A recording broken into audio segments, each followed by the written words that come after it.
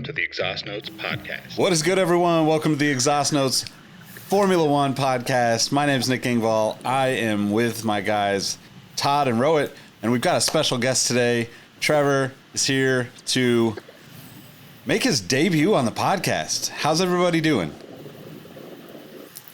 We've been watching a lot of Love Island in Malhotra Manor, and this is like when they bring in the buxom blonde bombshell that is infinitely better looking than I, who's a current member of the villa, and now I'm very insecure, but welcome, Trevor. Can't wait to hear you drop us with knowledge and gems. I'm also going to talk about Trevor's looks because he's older than me, yet looks younger than me. So that's a it might be Canadian good living, though. Yeah, that's Montreal magic. Good air up there in Edmonton. Oh, is it Edmonton? Apologies. Trevor, Thanks, how are guys. Good. I'm happy to be here. Long-time Canadian F1 fan, back to the Jacques Villeneuve days. Took a little sabbatical and jumped back on when Drive to Survive came on, and been a big fan the last 4 years, I guess. So totally into this sport now. So it's kind of fun. Yeah, it's a good time to be a Formula One fan.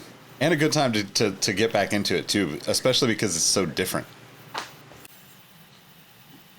I agree. Like, the sport is blowing up. Like, I had a chance to go to Montreal last week, and it's way different than it was 10 years ago when I was there. So, the sport's at probably its peak right now, and looks like 25 races next year, and it's just going to keep getting bigger and bigger. And it's nice to see that the U.S. is jumping on board.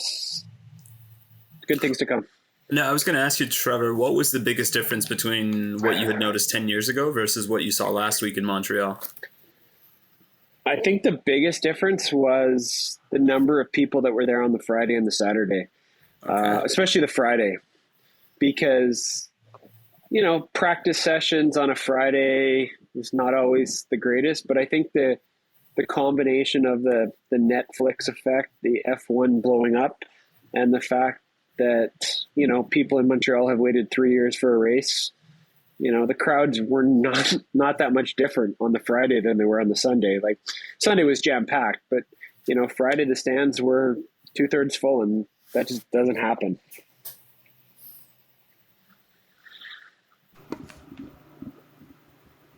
I'll break the awkward silence and then just kind of say, yeah, because that was even uncomfortable even for me, a man who thrives in the awkwardness, as evident by my most recent pickup. I mean, if we did a what are we rocking, what are we copping, I would say that my co-host took care of me in a way that I don't know whether I feel like an asset or a shithead based on the gift that I was given. But Todd, do you want to tell the people what I received from a parcel in Germany?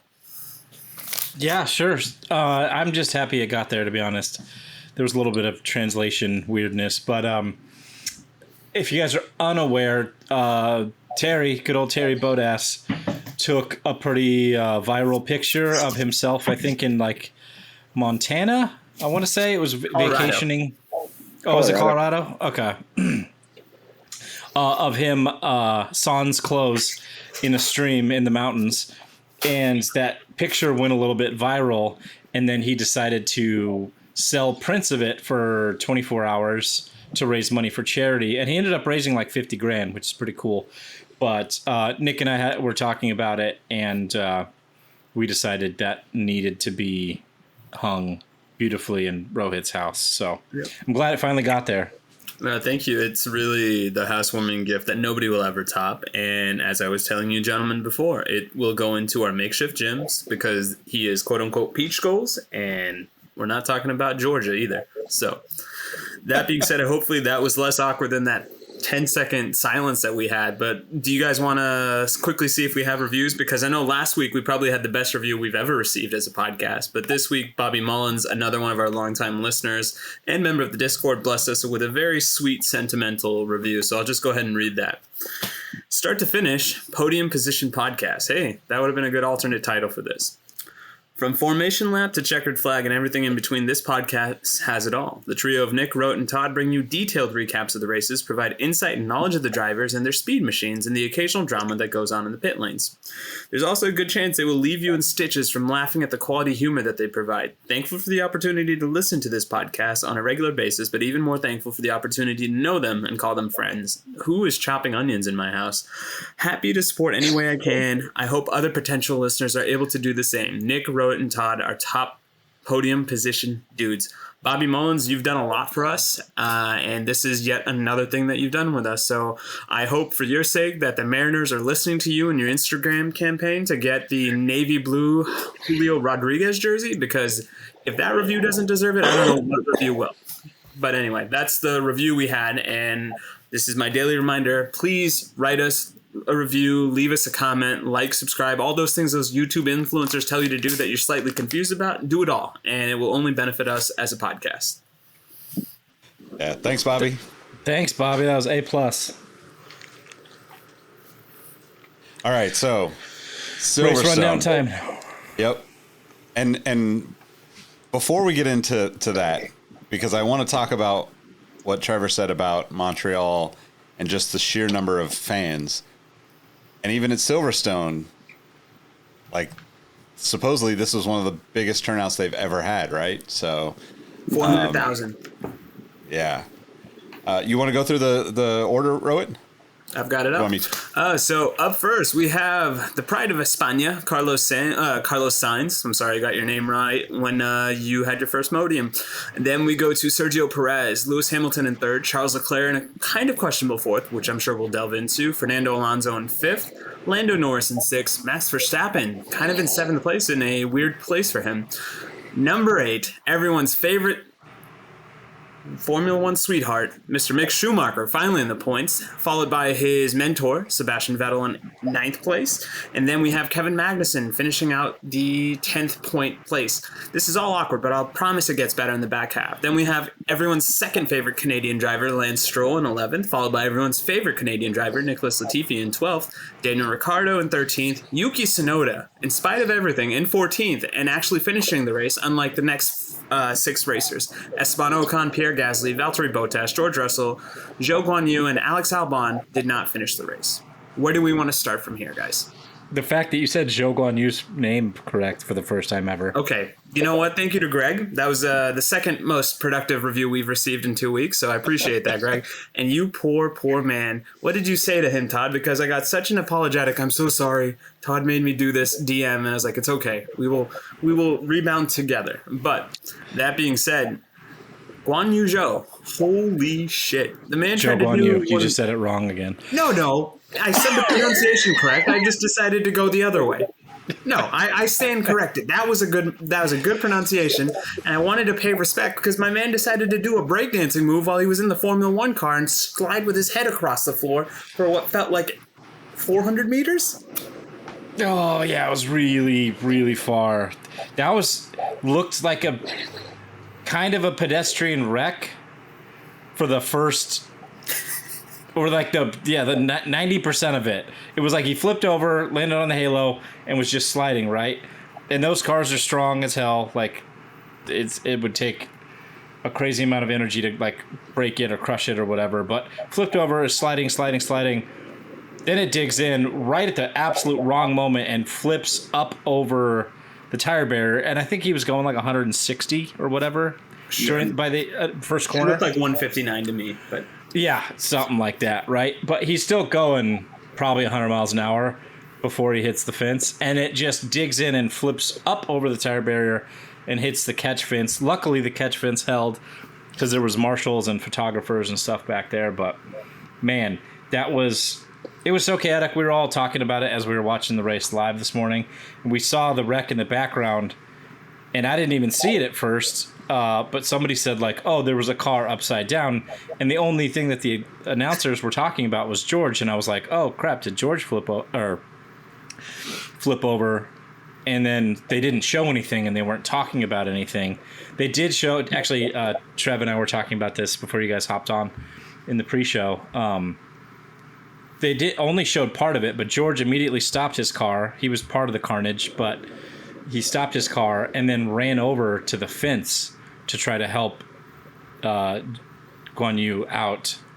But they didn't show the rest of it. He like ran all the way to the tire barriers and was trying to like help or like make contact, see if he was awake or alive or whatever. So hats off to George in that case, which kind of ended up screwing him later on, but we'll talk about that. What'd you guys think of the wreck? I mean, it didn't really register how bad it was for me until I saw that photo after the fact from like Getty Images or whoever shot it. And like you said, the fence caught him over the barrier, but like, what is that? Maybe like a 6 foot wide area there. And he was wedged in there. You can see the car and you're just looking at the car. Like, how the hell did the car fit?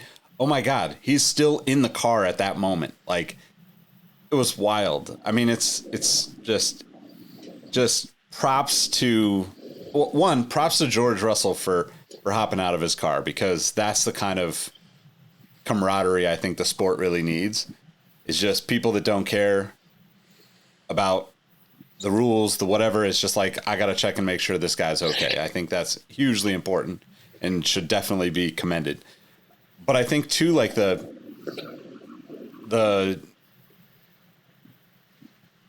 wreck itself was like, it didn't seem as crazy watching it live, because there was so much going on throughout that first straight and going into that first turn that it was like, it seemed like everybody was pinballing off of each other at one point, so you couldn't really tell. There's smoke here.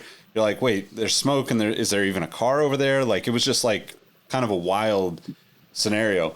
But props to Formula One and the Halo, man. That is just wild that somebody can have an accident like that.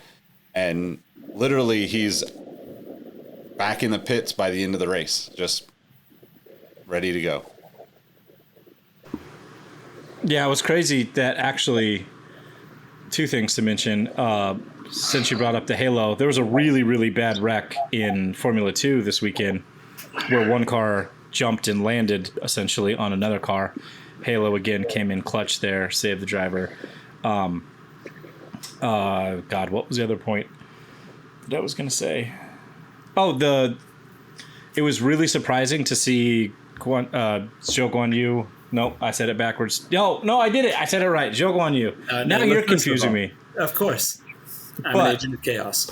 Zhou Guan Yu back in the pits by the end of the race, while Albon, who had what looked like a pretty, like, relatively mundane crash, required to go to the hospital because he set off the G meter by hitting the pit lane wall. So it was strange. What you'd think, like, some guy that flipped over and slid 400 feet and then flipped over another fence would be like, yeah, you should probably go to the hospital and get checked. But it was pretty crazy. Trev, what'd you think? The part that surprised me the most is watching the side view of the crash and how fast that Zhou Guan Yu was flying into the barriers. He was going faster on the side than the actual F1 cars on the track were going around that second corner. Like, the amount of speed that he had in that moment was incredible. And, you mentioned the Halo and what happened in F2 and what happened with the Max and Lewis last year. Like, the Halo's been the best invention ever.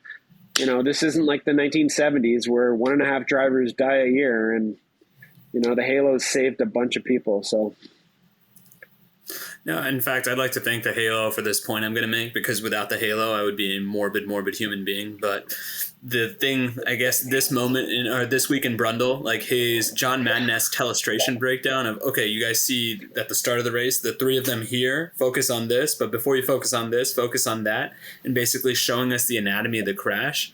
is something that was kind of scary in the sense, because the thing that frustrated me and scared me, because even though I was watching it a little bit on tape delay, I was like, this is not good. They are taking their sweet time in terms of starting this race, and they're not showing anything. And I think that was a little bit of the backlash that came out of the Grosjean crash a couple years ago, because they were so ready to show us the footage. Yep. And I think there was a little bit of a driver uprising being like, don't do this. Like, this man has a wife. He has children. We do not need to glorify or sensationalize this crash. These guys take their life in their own hands every time they set foot to a pedal, and we have to respect that. But yeah, very scary, but knock on wood, Halo is probably, to Trevor's point, the greatest thing since the seatbelt in terms of car safety. And if we borrow a talking point from a previous episode, maybe in 10 to 15 years, we'll all get Halos on top of my Ford Festiva and, you know, be safe again. It's going to be a high-tech Ford Festiva. That is going to be a crazy Ford Festiva. But hey, you know, you might even have synthetic fuel by the time that all those things come around for us. From your mouth right? to Christian Horner's ear.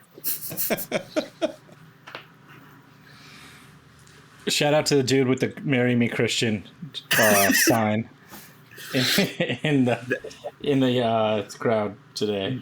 The only way it could have been better was if it was during June, because then I'm sure Crofty and Brundle would have tried to ham fist in a Pride Month reference. But no, I appreciate that, because Pride is 24/7. It's not just 31 days or 30 days in June. So kudos to you. And to the woman with the "Marry Me Daniel" sign, do better. The bar was set.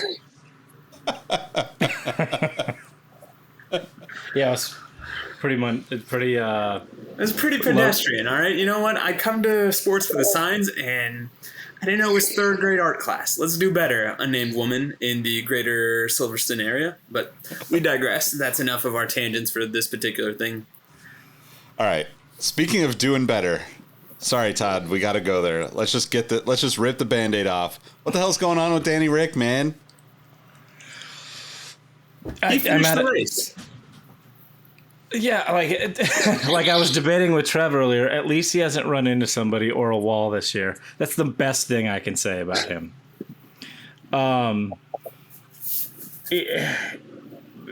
Something is off. He was talking about it in the post-race. He didn't have a good weekend. He hasn't found pace in the car other than maybe 2 races this year. He describes it as he is like when they have a setup that they have locked in, then they go to race the race, and he has no grip, no feeling, not what he's wanting to or expecting to feel out of the car with heavy fuel or light fuel or whatever. I really don't know. I think he's a bit out of answers, but I think unless he has like just this absolute phoenix uprising in the second half of the year, he's gone from at least McLaren. And I mean, given the potential open seats, it doesn't sound like there's much. I am the biggest Danny Rick apologist and have been for a decade. But he is so far removed from being the last of the late breakers or the honey badger or any of that. He's just feels a little broken when you see him in interviews and stuff. And I don't know. The best thing he did all weekend was absolutely slap the hell out of Lando with a bouncy ball or whatever, like one of those workout ball things. I liked him during the driver's parade wearing the old like Red Baron aviator helmet with the big old glasses. But yeah, that's pretty good. It's not looking good. And the only silver lining I could see is I thought the guy that would take his seat just re-upped with AlphaTauri. So maybe he sticks on for yet another year, because at this point, who's there? Are you taking Piastri? Are you taking on another young driver? If they could get... So Piastri, the deal that with Piastri and Alpine is that he would sign on as their reserve driver as long as Alpine helped him get a seat in Formula One.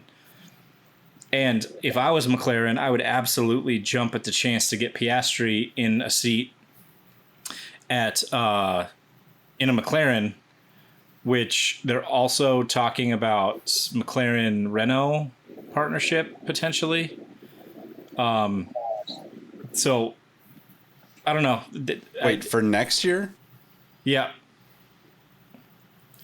I just look at it this I don't know. way. It's in the rumor mill. Sorry.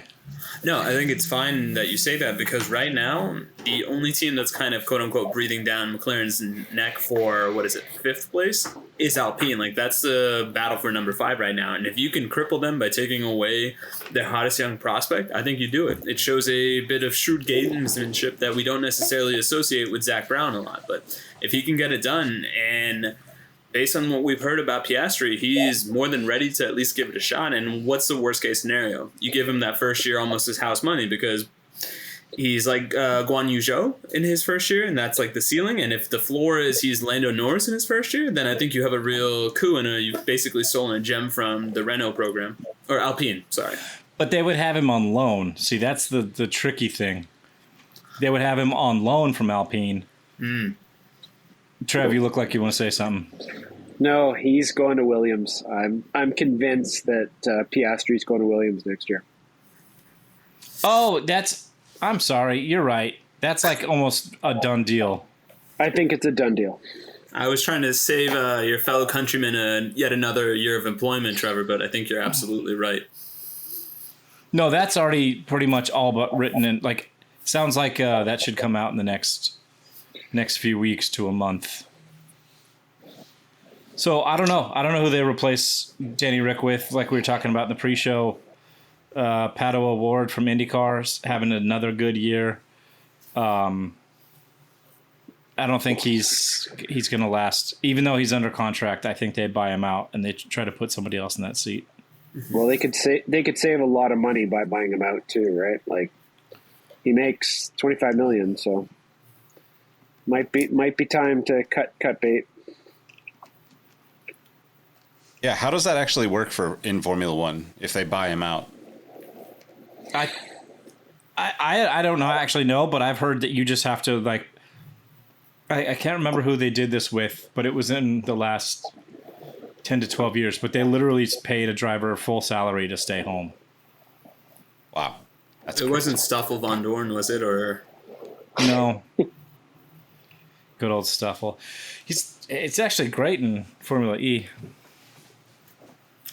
Anyway, that's enough of an answer for Nick's question. Unless you guys want to wax poetic more on Danny Rick. I feel like we'll give him a break because we had a pretty exciting race. I mean, the less charismatic but probably better version of Danny Rick won his first pole this race with one Carlos Sainz doing what we previously thought he may not be able to do. So back to being the biggest Carlos Sainz fan on the pod, it was refreshing to see our guy rebound from a challenge like that.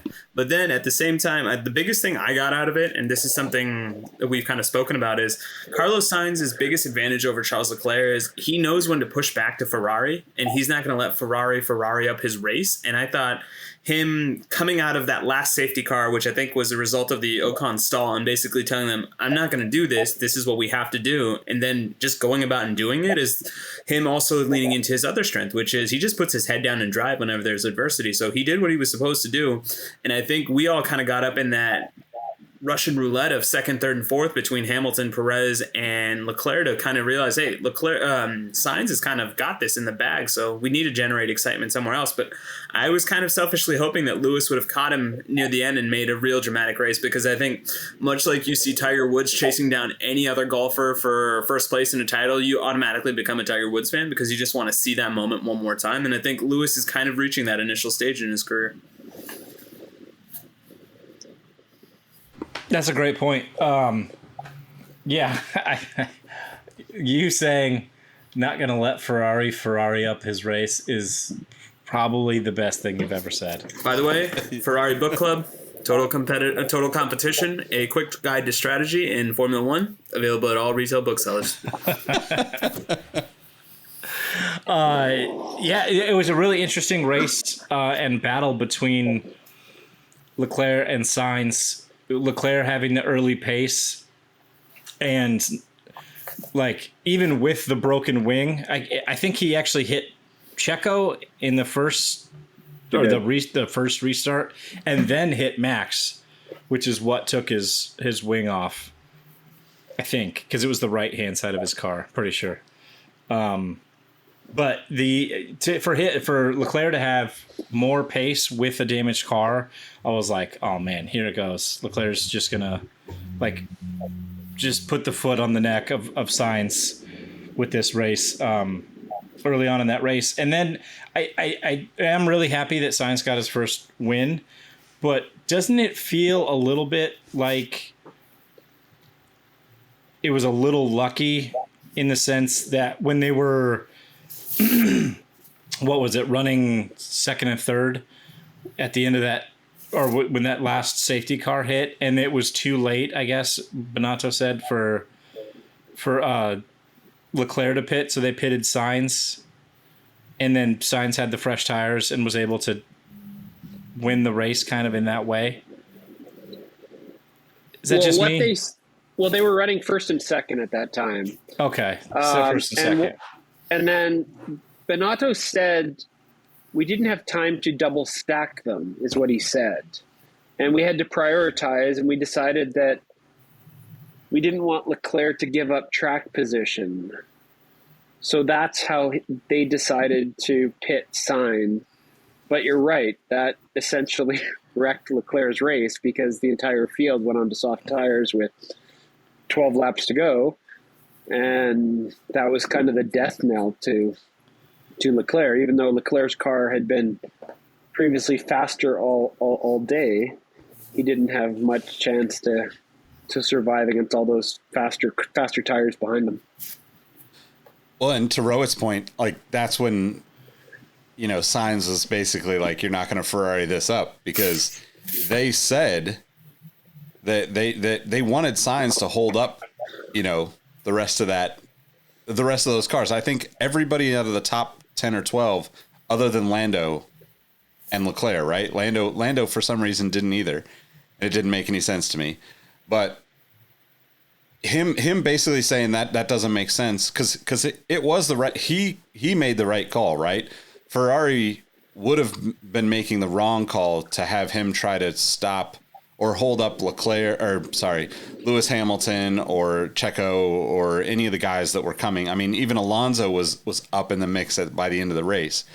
And to me, I get what they were trying to do because, yes, in theory, like, I'm trying to think, like, if you're Leclerc and you're in first place and you're the one that's told to come in and take softs and Sainz then takes first, you're pissed. So either way, Leclerc is going to be pissed by the action that's taken by the team in that moment. But, it was obviously like, I don't know why they would not think that, like, everyone is on softs. Why would we try to hold up the whole train of cars behind us for Leclerc on hards? The only example I can think of, and I only thought of this because I was recently watching the movie The Replacements, and there's that whole scene about what each player is fearing. And one of them called out the fact that I fear quicksand, and everybody's just kind of looking at him skeptically, like, what the hell are you talking about? And I think Ferrari has realized they have probably thrown the constructor's title as close away as they can, and they don't want to get in their own heads. But by doing that, they're only amplifying their biggest struggle, which is a competency around strategy. And kudos to Carlos Sainz once again for having the superpower to saying, I got this, guys, do not mess this up for me. And I think this is where I also wonder, by this current set of team orders, like, I'm fascinated by how Charles Leclerc reacted to this, because I think there was a little bit of a clip that was going around after the fact where Bonato was trying to console Charles and Charles wasn't having it, and I got to see angry, stern Bonato, which is always kind of funny because he continues to be like a stereotypical Italian professor. And it's one of those things where we will now see the true measure of both Ferrari drivers, because I would say prior to this race, we kind of saw Carlos Sainz going on a little bit of a tailspin, and he's kind of righted the ship. And to the point that Todd said, yeah, it may have been a little bit lucky, but sometimes you make your own luck. And by him having that mental fortitude to say to his team, no, I got this, I think he slowly rebounded and righted the ship. Now it's on Charles' time to figure out what he can do to kind of be the best driver, because lo and behold, I still think if you pull all four of us and you say, okay, who's going to score more points for Ferrari from now or from Austria until Abu Dhabi, I think we're all going to say Charles Leclerc. Or am I wrong? Yeah, 100%. Yep. The only person that had a chance to beat Max this year is Charles, which that's an interesting conversation now too, that they're a lot closer or not a lot closer, but they got some points back on the board, so it's not as much of a blowout. But you guys are right. Like it was, or Rohit, your last point was spot on. It wasn't necessarily lucky, but the call right at the end there, and I think it was that they asked for him to give Leclerc 10 cars at the restart, and then he was like, guys, no, I'm under threat from Hamilton behind and Checo. There's no way he would have gotten probably overtaken and then lost the advantage of his softs, but the fight back that Charles had was, I bet, man, Bonato's probably had a pretty tight behind when they were fighting on that restart, because man, they were like I was really surprised that Leclerc was giving it to him that hard, even though he knew if I was thinking constructors championship points wise, like let Sainz pass as easily as possible, keep the momentum up as much as I can, have the DRS drag me along, and then try to hold off as much as I can for a Ferrari 1-2 potentially. But if Ferrari had any sense of strategy, they would have said exactly that. And let's try to get a Ferrari 1-2, just let Sainz pass in the first couple of corners and then do what you can. And I think that fighting even further degraded Chuck's tires. And then that's when I called out in the Discord this morning, like, oh yeah, Charles going to end up P4 because of this.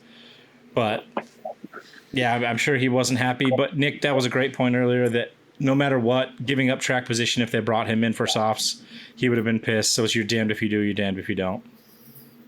Yeah, I mean, I think there's no question, like, in anybody's mind that Leclerc is kind of top dog at Ferrari, right? But I was actually surprised when I looked at the points after the race today.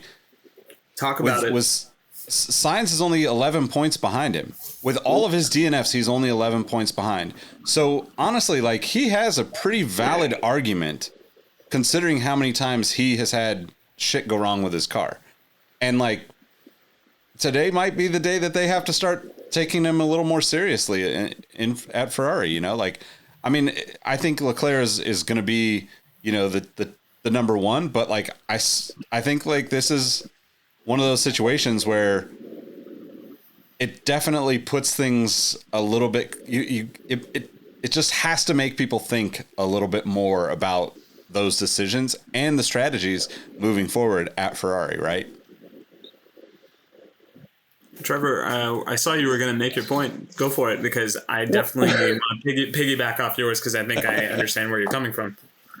Well, no, my point is, this sounds like the discussion two races ago when Checo Perez was right on Max Verstappen's heels, and everybody's like, well, who's the true number one at Red Bull? And you're like, well, maybe the track will decide. And then Checo has a terrible race in Montreal and Max wins, and all of a sudden you're like, well, of course Max is the number one at Red Bull. Like, let's not overthink this, because we have, you know, one or two data points that tightens the field.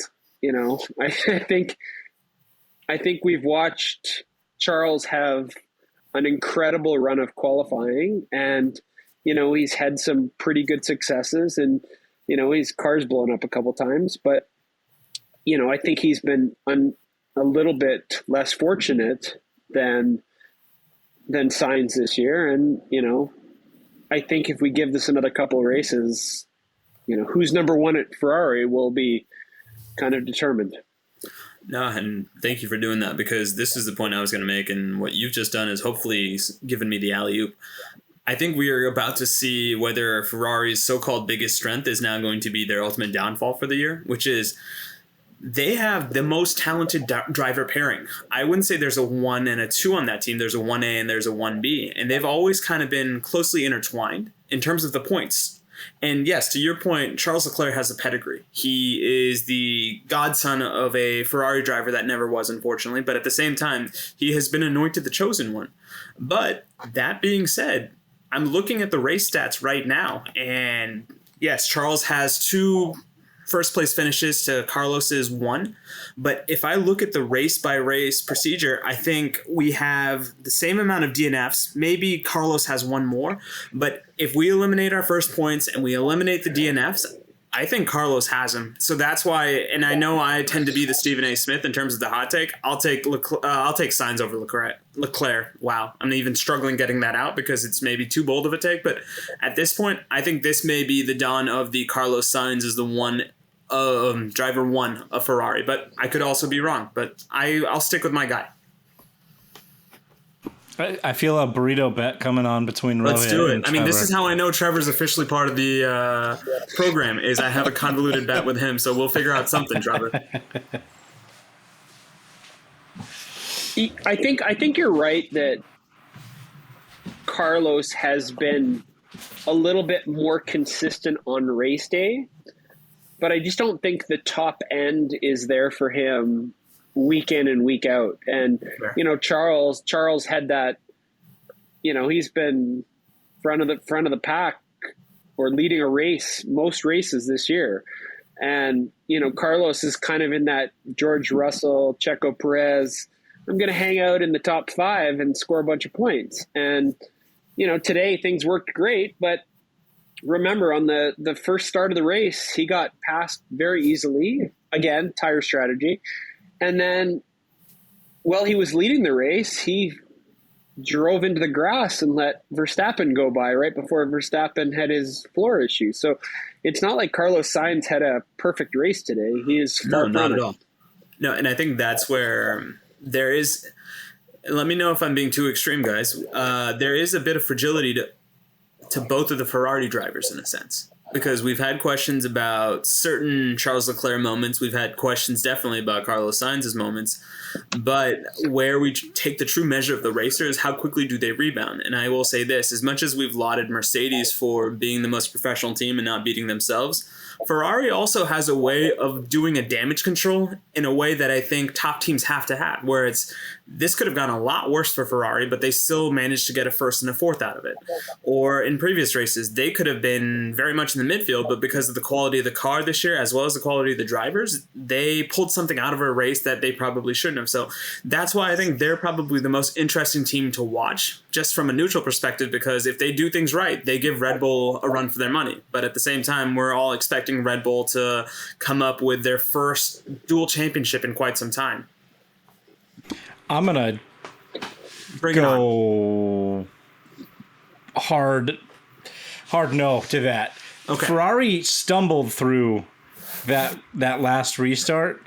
Like, if they had any sort of control or strategy, like, they should have said from the start, okay, Charles, you're in the lead. We're not going to, we can't let Carlos get attacked from behind.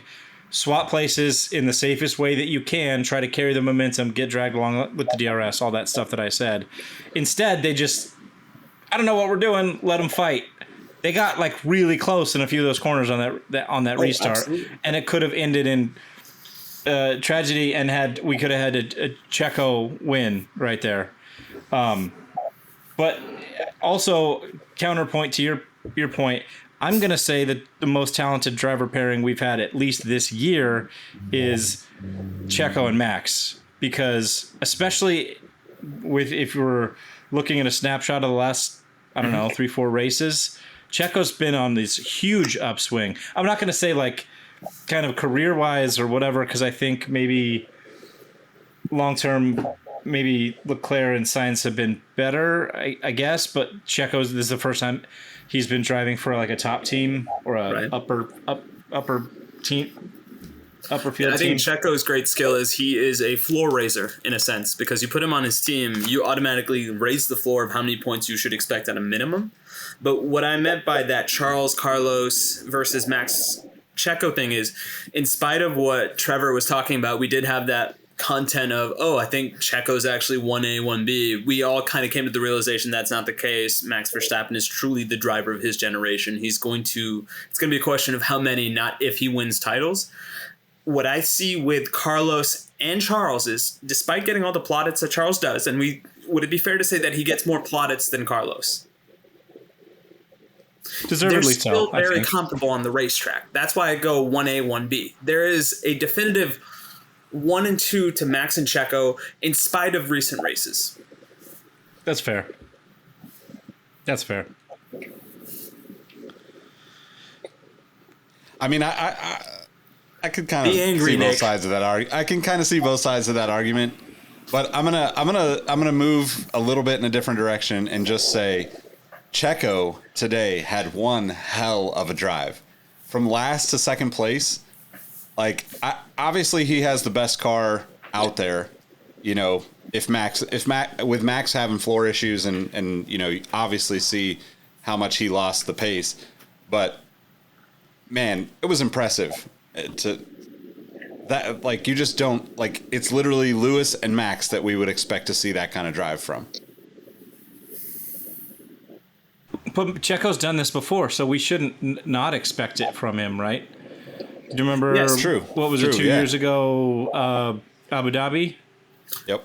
The race that got him the Red Bull seat, essentially, right? And I think Yeah. to your point, he was also the one that kept Force India together. And I hate saying that as much as of an Esteban Ocon stan that I am. That being said, we're almost taking him for granted, which is a sad thing because he's had this late career resurgence that to me tells me he truly is a top 5 driver, because as impressive as today's drive was, coming from 20th to first place, and I want to say, was it now 2 seasons ago? And ultimately saving your career was in the most dramatic way possible. And to do it while not necessarily being the most demonstrative dude in the world. And then also having the situational awareness, knowing that, okay, while I disagree with how the Red Bull politics may be going, like, he is the quintessential perfect number 2 in that sense. And I think that was something Trevor was alluding to, is like, you need that perfect number 2 to amplify your number 1. And right now, I think if you gave Max Verstappen the pick of any driver in the grid, he would still pick Checo as his number 2, because he realizes that Checo has the self-awareness to let Max get those gimme points that sometimes you automatically get as the number 1 driver, no questions asked. The best thing about Checo as a partner is when he's going through the field, if there's a car that he needs to pass, he gets it done right away. Like, he never gets stuck behind traffic. He never, I can't pass the Williams or the McLaren or the Alpine. Like, he's just like, got it done. Who's next? Like, his, I guess, consistency in moving through the field is kind of what makes him super useful as a number 2 at Red Bull. And, you know, he gives them that consistency and stability that Max needs as a partner and that Red Bull needs for as a constructor.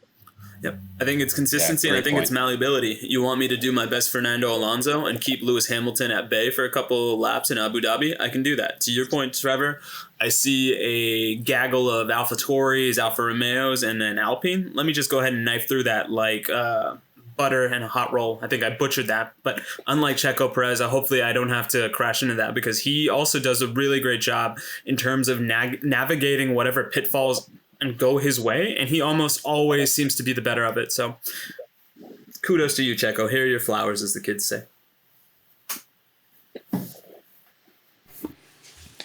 So you just brought up AlphaTauri. Let's talk about them, because what the hell happened? Like, it feels Synchronized spinning. It really was.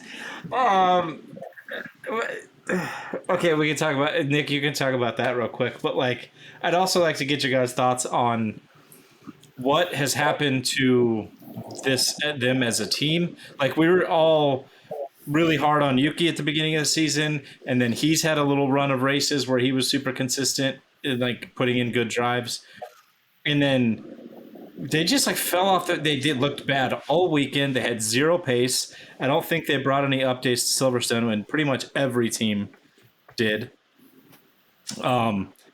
What the hell happened? And then, yeah, to icing on the cake, they just ran into each other and spun. I can't really explain any of it. It just seems like, I mean, hopefully it's just a really bad weekend, and, you know, next time around they're they're back to some form of decency. But I feel like this is quite possibly the worst weekend that those two drivers have had collectively the entire time they've been driving together at AlphaTauri. Doesn't it feel like, though, that they've been like progressively getting worse as a team from the beginning of the season? Even though like Yuki had a really bad start to the year and Pierre was okay, but it feels like they've been just taking steps down the grid. You're nodding profusely, bro. What do you got? No, I mean, I think I've been the one that's kind of been beating the drum on this. I still think that's the worst car on the grid this year, just based on the fact that it doesn't seem to perform well. It's rendered both of their drivers to be below their expected average, let's say. And then at the same time, we saw old Yuki, and this is what we were kind of killing him for, where he had the nasty tone in the message. And then when you go to the Instagram story, it's just a mea culpa of, I'm so sorry to the fans, the people at the factory, and Pierre, this was definitely on me.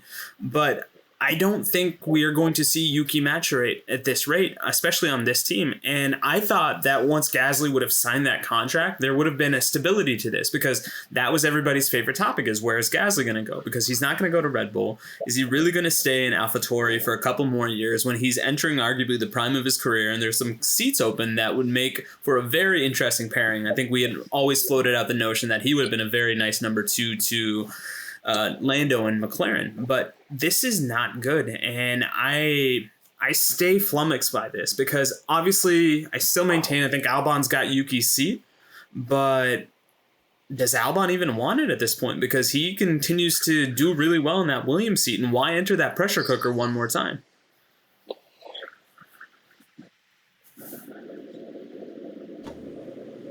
I have one other thing, a wrench to throw into this. Please do. So we talked about Yuki. I said, bold statement, Yuki's gone at the end of the year unless he like really performs, because the Honda tie-in has been all but squashed. They're still developing or maintaining the engines, whatever, but it's now under Red Bull powertrains, yada yada. Turns out this week that Honda might be coming back to Formula One, but only, and this is the weirdest thing I've ever heard, they're supposed to be coming back to be partners with Red Bull so that Porsche, which we're expecting that deal to be Porsche, sorry, Dalton, I know you're going to cringe when you hear that. He's a lovely boy. He'll take it with stride.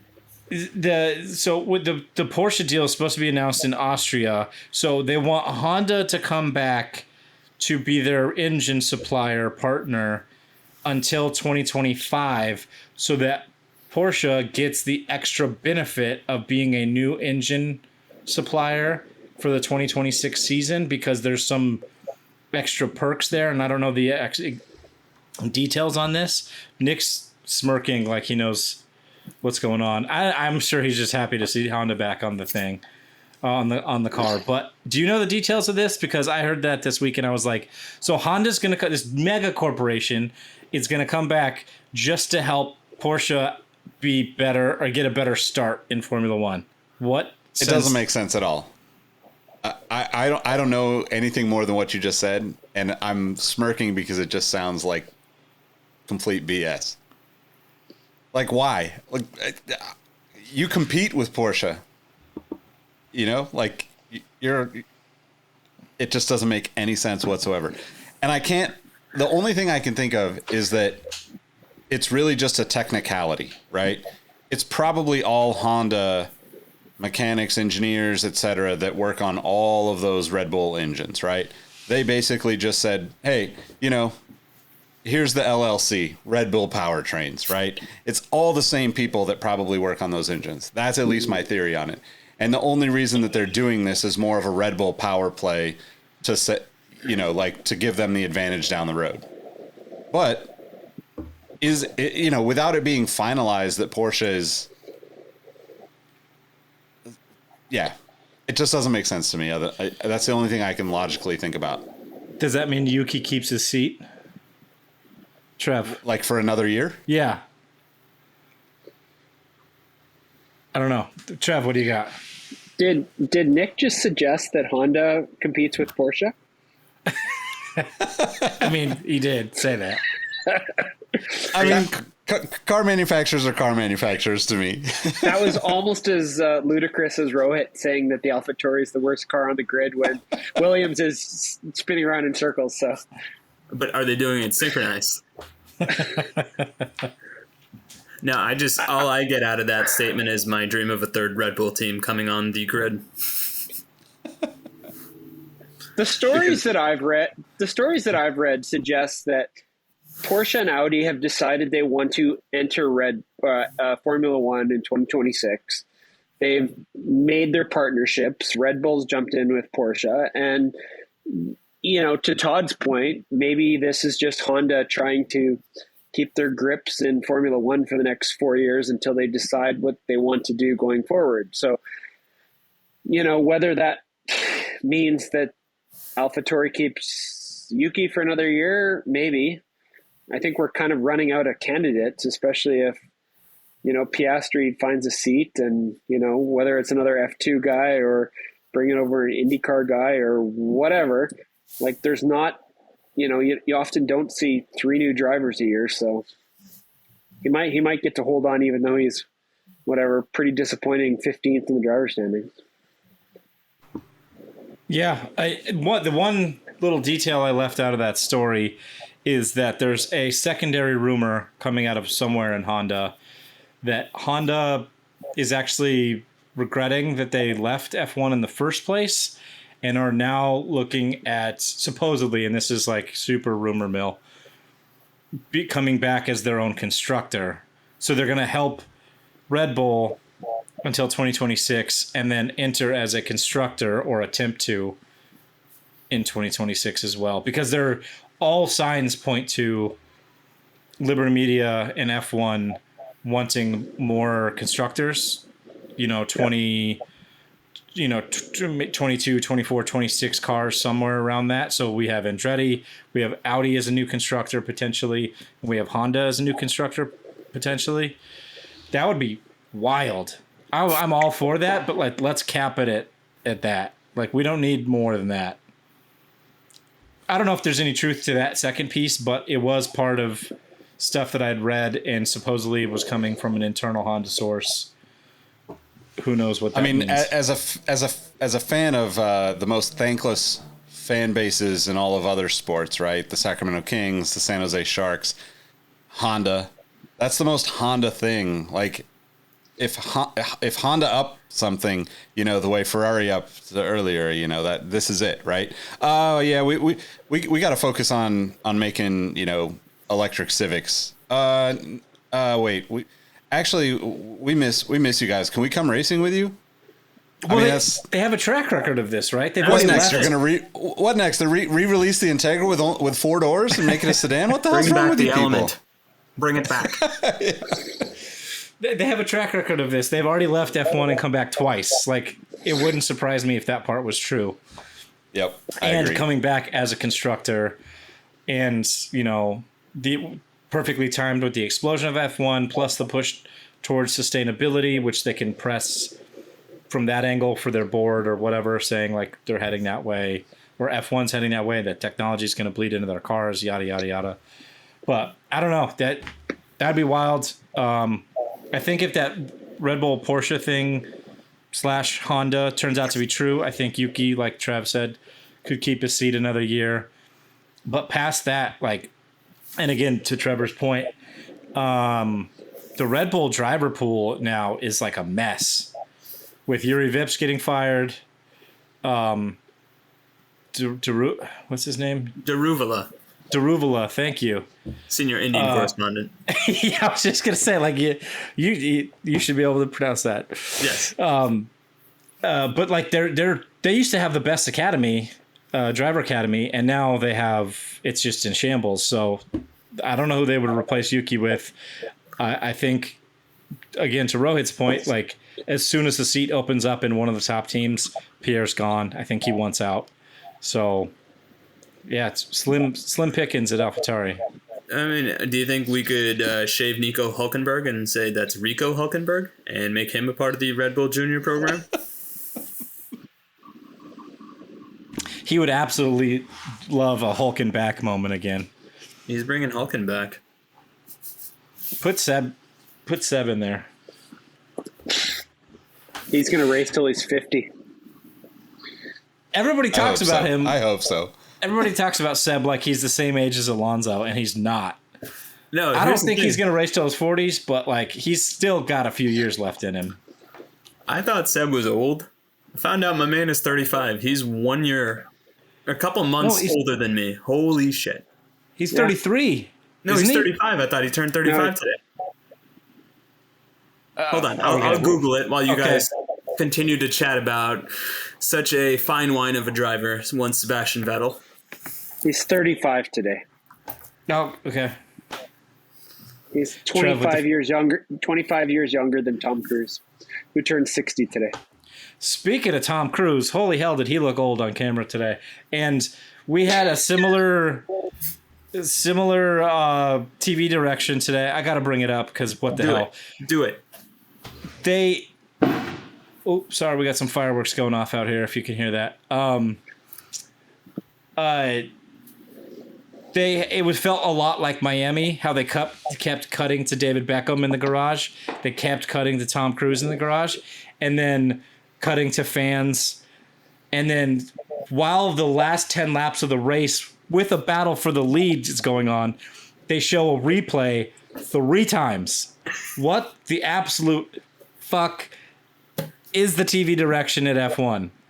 They should all be fired and then stoned publicly.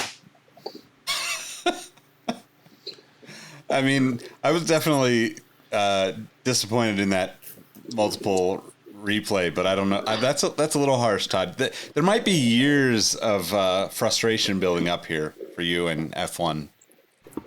But like, I can't in recent, like, I've been watching F1 for a long time. I can't think of it. And I used to just watch the ESPN feed, which I guess is the Sky feed. But in the last like 4 to 5 years, it's gotten progressively worse. And they'll have a race where it's like, okay. And then it just goes back to like the absolute shambles of cutting to a celebrity in a garage and then cutting to crowd shots and then cutting to a replay at the wrong time. And like, it's not always that we have a battle for the lead with the last 10 laps. What the hell? Yeah, no, it was definitely a mess. Although I have to say, I'm thankful that they showed Mick going at Max in those last few laps, because that was, I mean, I about had a heart attack. I thought Mick was, as one of my predictions for the season, Mick in the points, I was on edge thinking like, is he going to really mess this up trying to pass Max? It felt like that for a second. Like he was going to, like, not that he was going to pass Max, but that he was going to crash Max out and they were both going to be out. Yeah, exactly. No, I mean, I guess because Julie didn't say it didn't come through, but I was ready. I was ready to be like, what the hell? Like, this may be the greatest contribution he has to a sport.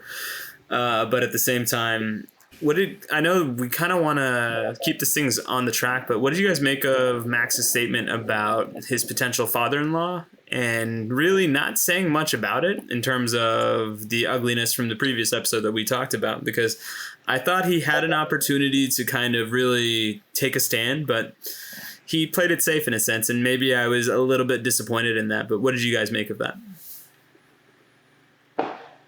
Yeah, that's a tough spot, right? You're dating the dude's daughter. I get it. But he didn't like shy away from that. Like, No, I took it a little bit as language barrier is not the right way to say it, but like the way he said, like, this is not correct was a little weird to me, but maybe that was like a, just Dutch person learning English thing. But he kept saying, like, no matter how you slice it, like, that's not correct. There's no room for that. Not in our sport, not anywhere. I was fine with his response, but he was going to like walk the line and still support what's his nuts. PK. Nelson. Yeah. Is it Nelson? Nelson Piquet, yeah. Nelson Piquet Jr. So I was fine with his response, and like everybody got over it pretty quickly, and I'm sure Lewis by the end of the weekend was sick of talking about it. But his response, him retweeting that kid, whoever responded, and just said like, imagine if Lewis just tweeted who the F is Nelson Piquet, and then he just quote tweeted it and just put imagine. That was just chef's kiss. It was perfect. Yep, that was great. What did you guys think of Max's response? I didn't actually see it. I kind of agree actually with you, Todd. Like I think he made a pretty strong statement while also realizing that he's got to go to Christmas dinner with this guy, and he's got to be, I guess, a little bit careful and can't call him every name in the book while maintaining that this stuff can't happen anymore. And these old guys and their crazy beliefs using terms that, oh, we just used this term in jest. It didn't mean anything. Like, that stuff's got to go away. And I think he reiterated that on multiple days in front of the media on Wednesday and Thursday and Friday. So it didn't seem to be a story today, which is good. And I think too, like, I mean, you mentioned, I think Yuri Vip's contract, right, was ended by Red Bull because of the same thing. So it's like the sport in itself is moving in the right direction. So, for some of us, the old guard is never going to move quick enough out of the way for us to get to where we need to be. But I do think that just as a longtime fan of F1, there's been more improvement in that regard than not over the past few years, for sure. Progress, not perfection. No, I think you guys are spot on as well. He's got to win the war at home before he can win the war against the world. So this is that new mature Max Verstappen we keep hearing about. He's got the situational awareness of knowing when to push the pedal and knowing when to push the brake. So I think he did a very good job navigating that delicate art. But at the same time, selfishly, maybe I think I would have wanted him to say a little bit more, given that he's had some history in kind of that language barrier, let's call it that, even though I would maintain that none of these Formula One drivers have a language barrier because they're so articulate in all these different languages that kudos to them for being able to master and understand the nuance of not only English, but Spanish, French, and Mandarin, and God knows what else, because it seems every one of these guys is straight out of central casting when it comes to being suave. Even including Todd's favorite driver, one Esteban Ocon. Ratatouille. Yeah, I mean, like, who knows what his relationship going forward is going to be with Nelson Piquet. And, Ro, you mentioned that there's been some indiscretions with Max in the past, potentially, like, not using racist language, but maybe ableist language, and ableist, even something like that. A term that has a racial connotation to it that some people may not understand right off of initially hearing it. But yeah, but like at the end of the day, he's got it. He's still trying, I guess, to maintain a relationship with his girlfriend, or I don't think. No, it's not his kid. No, I think she has his a girlfriend. Yeah, she has a kid, but it's not his. I'm pretty sure. Danny right? Kvyat. Yeah, that's the baby daddy. Yeah, that's right. Oh, okay, there we go. Yeah, so, which I think you were the one that said she finally saw the trajectory of Daniel Kvyat's career, and then she switched to Max, which is hilarious. But like Sorry, Trev, go ahead. No, I was just going to say keep it in the team. So. Yeah, right. She's supporting the Red Bull Academy just the same. But like he's trying to maintain a relationship, so like if he comes out and blasts her father, like that's not going to be a comfortable situation at home. So I think overall that situation has worked itself out. Learning opportunity for everyone. A pretty empowering moment for Lewis yet again. He shouldn't have to keep going through these, but what are you going to do? That's the world we live in, unfortunately. All right, we're kind of running up to time. Do we have any other points from the race? There's so much that happened. I feel like we just hit the top layer. There was so much that happened. Any other notable moments you guys want to talk about? I was going to say, that's what the Friday episodes are for. Maybe we can finally do one this week. But I also kind of want to see how this race settles, because right now we're still very much in the afterglow of it. And we're saying, hey, this is probably one of the best races we've seen in a long time. I know for me, this is a top 3 race. And granted, I've only been watching competitively for 2 years. But I really want to see how this kind of viewing holds up after a couple of days have passed, because this sure felt like a great race in the moment, and I'm interested to see, do we feel that same way later on in the week? Yeah, I think so. I think this is like a new high for especially for young fans and new to the sport fans. I mean, aside from Mick getting points, the only other point that I would mention would be the pass that Lewis made, like, I don't know, lap 44, 45, right towards the end, when I think it was Checo and was it Leclerc are like going back and forth, and Lewis slid around. If he would have held on to that, the end of the race would have been exponentially more insane than it already was. But that pass was like the most beautiful, like, out of nowhere. It was just a blip on the radar of 52 laps. But, man, that was impressive. Now, I was going to say this. Big wrestling fan, there's that term called pop, meaning whenever a wrestler comes out, the amount of cheering that he gets or she gets when she enters the stadium for the match. There were such loud, audible pops from the stadium and from all the attendees today. I'm getting goosebumps just talking about this. This is one of those moments where I'm like, okay, Formula One, you've also got your sports hat on, so to speak, where you can get these moments out of the fan bases. Because for whatever reason, whenever we're watching the races, I've never felt the audience more than I did in this particular race. And maybe it was the notion of Lewis Hamilton is quote unquote bringing it home, because he was so close to getting that podium. And I really hope that he would have held on to that second place, because that would have been something to see him chase down Carlos Sainz, who's been dealing with his own demons in terms of finishing a race. But I'm happy with the race that we got. I think like Nick said, it was like a glimpse of greatness, right? You're like, oh, there's the old Lewis Hamilton, just showing the young boys how to do it again, just one more time for poster. Just like he would have done 3 years ago, just flying by these guys and finding a gap and taking it and not worrying about anybody else. So it was kind of nice to see, and it's home race and 13th podium and all that stuff. So, successful race. And the best part is we get to do it again in 7 days. So. Yeah, I think the quote, so tie all this together.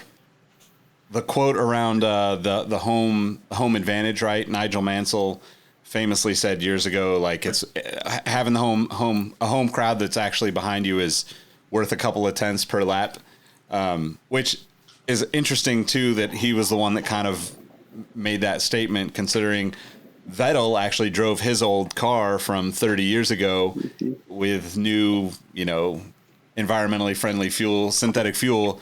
Just a whole interesting piece of that. But absolutely right. Like, I don't even care where we're at. When the crowd is that into it for their guy, it gives me chills every time. Like, it's just so awesome to hear the crowd into it.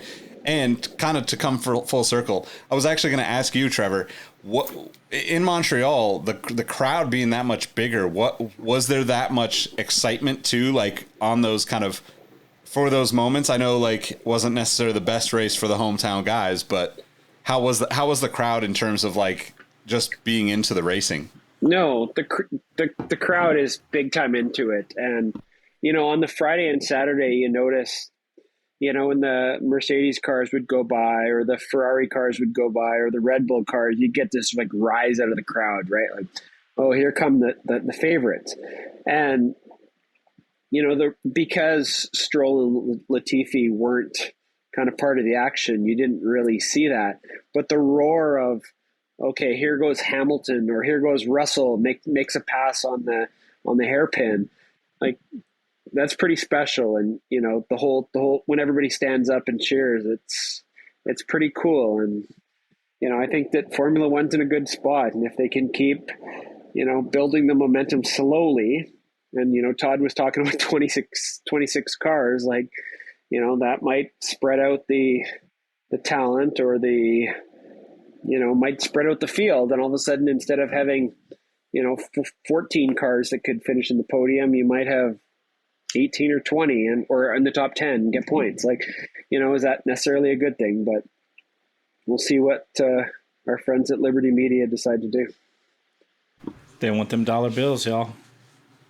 Yeah, definitely. Well, speaking of going to races, I'm calling it now.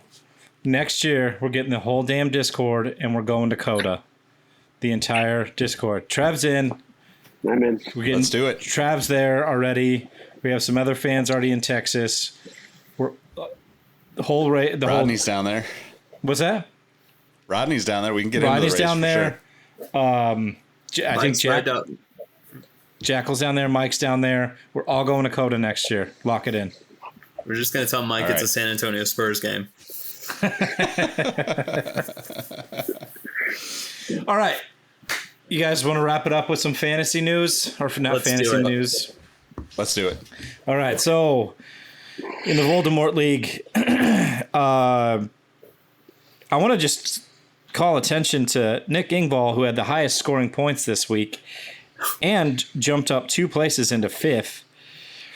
But yes, current standings, Rohit, you scored 0 points, buddy. So set your lineup. Okay.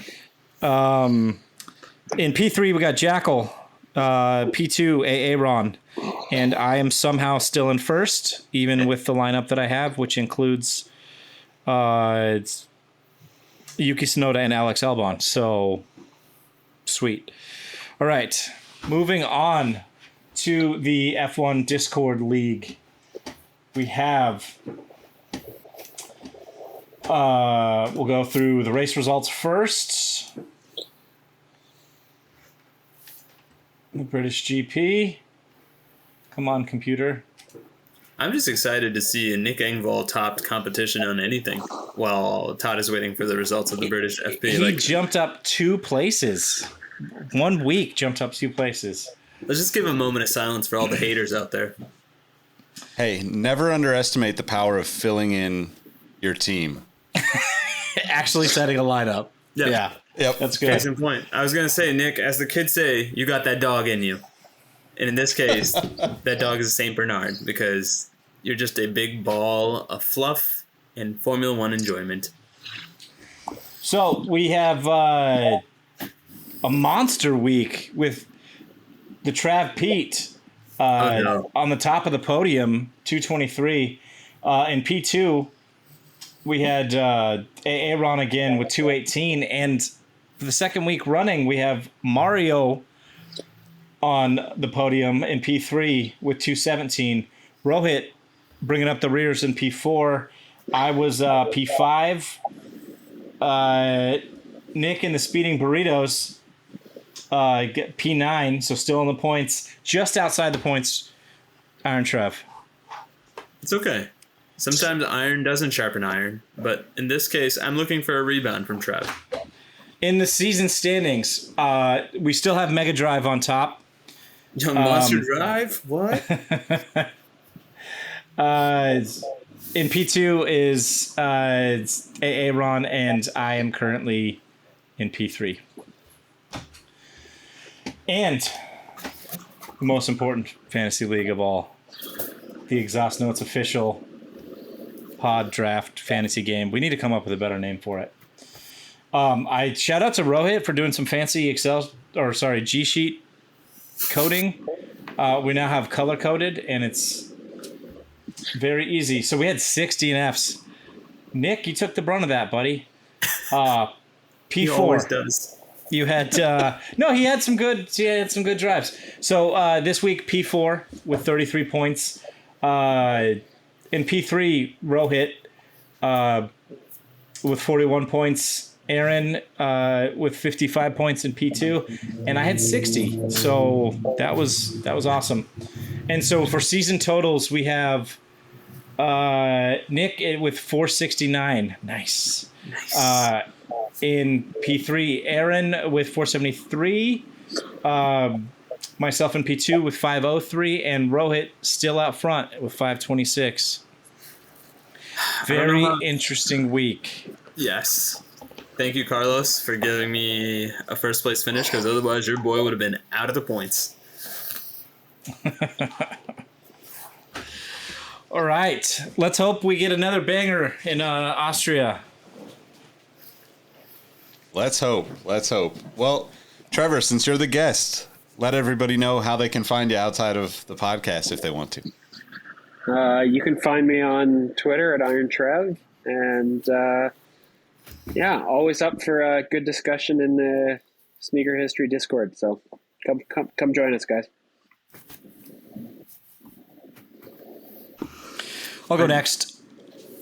I am TZ at TEZF1 on Twitter, at TEZ on Instagram, and as Trev said, most importantly, we're in the Exhaust Notes Discord. I'm just going to take it over. Exhaust Notes Discord, come join us, talk about F1. You can find me on Twitter at Roheezy, on Instagram at RoadM13. I am on the Discord for both Sneaker History and Exhaust Notes. It's really the rare deal where it's a 2-for-1. Whether you want to sign up for the Sneaker History Discord and then all of a sudden you're a member of the Exhaust Notes, or vice versa, we got you covered when it comes to heat, whether it be on the feet or on the track. So, Nick, how about you? Where can they find you? You can find me at Nick Engvall on all the platforms. More importantly, follow Exhaust Notes FM on all the social platforms. Thanks for listening, supporting us. Leave us a review if you haven't already, and we will catch you in the next episode. Peace.